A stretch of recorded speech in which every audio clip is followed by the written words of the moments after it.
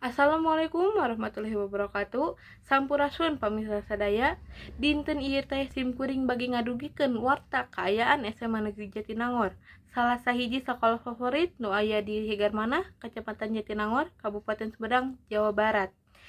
Dina warta kahiji dina kaping 13 Januari, SMA Negeri Jatinangor teh ngahimbau kanggo siswa sareng siswina sangkan teu kenging nyandak lato-lato atawa tok-tok ka sakola sabab seueur guru sareng murid sanesna nu kaganggu ku sarana. Komo deui mun dicoo pas diajar.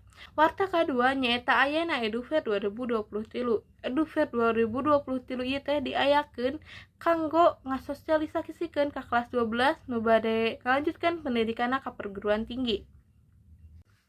Dina kagiatan EduFair ieu teh seueur perguruan tinggi swasta nu datang ka sakola, di antarana aya Unpas, Sanggabuana, Unibi, Arianti, Amasum, Ikopin, jeung nu sanesna. Warta nu terakhir nyaeta ayana Oprek atau Open Recruitment di Eskul KIR atau Kelompok Ilmiah Remaja. Diayakeun oprek ieu teh sangkan langkung seueur nu murid nu terang kanggo eskul ieu. Sakian wate nu tiasa kuring dugikeun. Hapunten biri aya kalepatan dina pangucapan. Hatur nuhun. Wassalamualaikum warahmatullahi wabarakatuh.